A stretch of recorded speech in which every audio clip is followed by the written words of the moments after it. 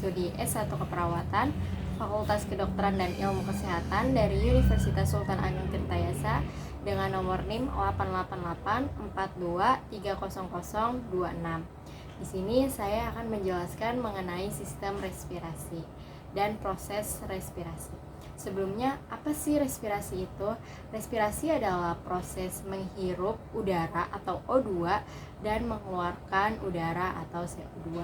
Nah, dalam melakukan respirasi sendiri itu terbagi menjadi dua cara. Yang pertama yaitu melalui hidung atau nasal, dan yang kedua yaitu melalui mulut atau oral. Nah, yang pertama di sini saya akan menjelaskan yang melalui nasal terlebih dahulu. Nah, seperti yang kita semua ketahui, di dalam hidung atau nasal kita itu terdapat rambut-rambut halus atau yang biasa kita kenal dengan bulu hidung, dan juga terdapat lendir-lendir yang biasa disebut dengan silia. Nah, tugas dari rambut halus dan silia inilah yang nanti akan menangkap bakteri, yang akan mencegah bakteri untuk masuk. Jadi rambut-rambut halus ini gunanya untuk membersihkan bakteri yang masuk bersamaan dengan udara supaya tidak ikut masuk ke dalam tubuh kita. Jadi silia dan rambut-rambut halus ini tugasnya tuh nangkepin bakteri yang masuk ke dalam tubuh kita bersamaan dengan udara. Lalu habis bakterinya ini ditangkap, udara atau O2-nya itu kemana lagi? Nah, udara atau O2-nya itu akan masuk melewati nasal konka. Nah, nasal konka sendiri itu dibagi menjadi 3, yaitu ada nasal konka paling atas atau yang disebut dengan superior nasal konka, dan di tengah-tengah ada medial nasal konka, dan yang di paling bawah ada inferior nasal konka.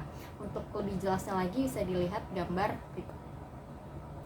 Lalu setelah O2 sudah melewati nasal konka inilah, akhirnya O2 akan tembus ke dalam faring. Nah, faring sendiri juga dibagi menjadi 3, yaitu ada nasofaring atau nasal faring atau faring yang ada di sekitar hidung, dan juga ada orofaring atau oral faring atau juga faring yang ada di sekitar mulut, dan juga ada laryngofaring, yaitu faring yang ada di sekitar laring. Setelah O2 ini melewati nasofaring, orofaring, dan laryngofaring, O2 akan terus ke bawah dan masuk akhirnya ke laring.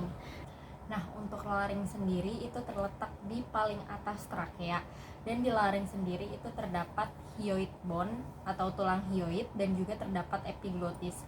Nah, epiglotis sendiri itu tuh berfungsi untuk memisahkan mana itu trakea dan juga mana itu esofagus. Jadi bisa dilihat dulu bentuk dari epiglotis itu seperti ini.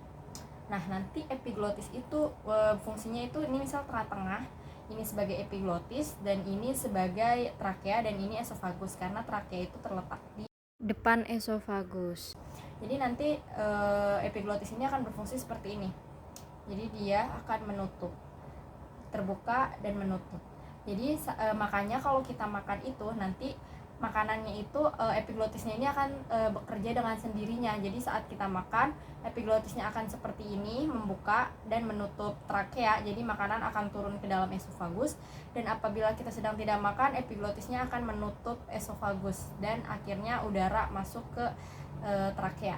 Oleh sebab itulah kenapa saat kita makan kita tidak boleh sambil berbicara, karena kalau kita sambil berbicara, epiglotisnya ini akan bingung apakah harus menutup atau harus membuka. Jadi makanan bisa masuk ke trakea dan menyebabkan kita tersedak. Oleh sebab itulah apabila kita sedang makan, kita tidak boleh sambil berbicara. Setelah O2 dari laring, O2 lalu akan masuk terus ke dalam trakea. Nah, panjang trakea sendiri itu sekitar di antara 11 sampai 12 cm. Nah, trakea sendiri itu dilapisi oleh cincin-cincin yang berbentuk huruf C yang seperti akan menutup trakea kita seperti ini. Nah, cincin-cincin C inilah yang disebut dengan karina, pelindung dari trakea ini sendiri. Nah, di dalam trakea sendiri itu juga terdapat silia, sama seperti di hidung kita yang terdapat lendir atau silia. Di dalam trakea kita itu juga terdapat silia yang berfungsi untuk menyaring bakteri.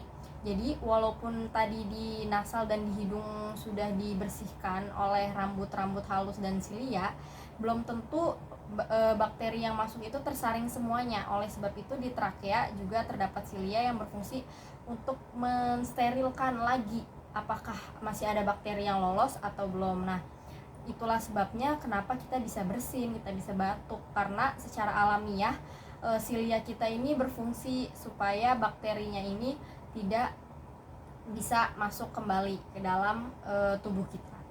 Nah, setelah dari trakea ini, O2 akan masuk ke dalam bronkus. Bisa dilihat dari gambar berikut. Trakea sendiri terbagi menjadi 2 percabangan, yaitu ada cabang kiri dan cabang kanan. Yang itu tuh disebut bronkus. Nah, ada bronkus yang kanan dan bronkus kiri. Bronkus kanan itu disebut bronkus primer dextra dan yang kiri itu disebut bronkus primer sinistra. Nah, dari bronkus inilah yang nantinya akan masuk ke dalam paru-paru atau pulmonari kita. Nah, untuk bronkus sendiri itu tuh cabangnya itu ada banyak, jadi bukan cuma satu percabangan tapi ada banyak. Jadi cabang pertama, cabang kedua, dan cabang ketiga. Untuk cabang yang pertama itu disebut bronkus primer, untuk percabangan kedua yaitu disebut bronkus sekunder, dan percabangan ketiga yaitu disebut bronkus tersier. Seperti yang sudah saya jelaskan tadi, ada bronkus primer, bronkus sekunder, dan bronkus tersier. Percabangan terakhir dari bronkus inilah yang disebut nantinya dengan bronkiolus. Setelah dari bronkiolus inilah akhirnya udara masuk ke dalam alveoli dan terjadilah pertukaran udara di dalam alveoli ini, yaitu untuk udara O2-nya masuk dan untuk CO2-nya itu keluar. Nah, di dalam alveoli ini terdapat 2 pembuluh darah, yaitu pembuluh darah arteri dan yang berwarna merah dan pembuluh darah vena yang berwarna biru. Nah, habis dari alveoli inilah akhirnya udara masuk ke dalam paru-paru kita, yaitu atau pulmonari kita. Nah, pulmonari sendiri itu ada 2, yaitu ada pulmonari dextra dan pulmonari sinistra. Pulmonari sinistra sendiri atau paru-paru kiri kita sendiri itu lebih kecil dibandingkan dengan pulmonari dextra atau paru-paru kanan. Itu tuh dikarenakan di sebelah kiri kita itu tuh terdapat jantung. Makanya itu di paru-paru kiri itu menyisahkan sedikit bagian untuk jantung. Oleh sebab itu pulmonari kiri atau paru-paru kita itu lebih kecil daripada paru-paru kita yang di sebelah kanan. Nah, itu adalah proses respirasi melalui hidung. Lalu yang melalui mulut atau oral itu bagaimana? Sebenarnya melalui hidung ataupun melalui mulut itu tidak beda jauh. Hanya saja yang membedakan yaitu proses masuknya. Kalau yang tadi yaitu melalui nasal atau hidung itu melewati nasal konka, maka kalau melalui mulut itu tuh kita hanya masuk ke dalam oral, lalu akan langsung menuju ke orofaring. Jadi tidak melalui nasal konka dan juga tidak melalui nasofaring, langsung ke orofaring saja. Untuk selanjutnya itu sama persis ke orofaring, ke laringofaring, lalu masuk ke laring dan juga masuk ke trakea, terus sampai prosesnya nanti masuk ke dalam paru-paru atau pulmonari kita. Cukup sekian yang dapat saya jelaskan mengenai proses respirasi atau sistem respirasi yang ada di dalam tubuh kita. Kurang dan lebihnya saya mohon maaf. Terima kasih.